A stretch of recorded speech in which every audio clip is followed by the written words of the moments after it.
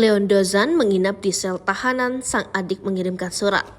Aktor Leon Dozan ditahan polisi karena kasus dugaan penganiayaan terhadap kekasihnya Rinoa Senduk.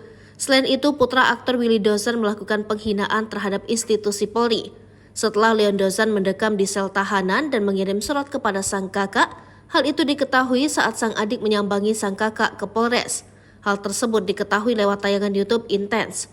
Dengan mengenakan kacamata hitam dan masker, wanita yang mengaku adik dari Leon Dozan itu tampak bergegas menghindari dari wartawan. Ia enggan untuk memberikan komentar terkait kedatangannya menyambangi sang kakak. Dengan ramah, wanita tersebut meminta doa terbaik untuk Leon Dozan. Walaupun tak banyak memberikan keterangan ke awak media, adik Leon Dozan itu sempat membenarkan jika ia datang dengan membawa surat. Surat keluarga itu diperantarakan lewat sang adik untuk diberikan pada Leon. Wanita yang menyebut dirinya sebagai adik Leon itu mengaku tak tahu isi surat yang ia bawa dari keluarga. Sambil tergesa-gesa, adik Leon tersebut enggan untuk ikut campur terkait kasus kakaknya. Ia bahkan menghindar ketika dimintai komentar tentang kabar Leon Dozan. Sampai saat ini, Leon Dozan masih menunggu hasil keputusan hukum di pengadilan.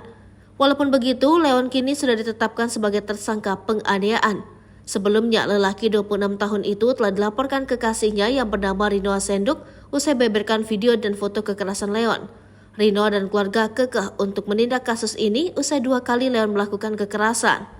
Dampak dari kejadian itu, Rinoa mengaku mengalami trauma dan sempat tak masuk kuliah selama beberapa minggu. Hal itu turut dibenarkan sang ibu Yuliana jika putrinya mengalami dampak psikis usai dapatkan perlakuan yang tak pantas dari Leon Dozan. Kekerasan yang dilakukan Leon itu didasari rasa cemburu ketika melihat kekasihnya menjalin komunikasi dengan pria lain.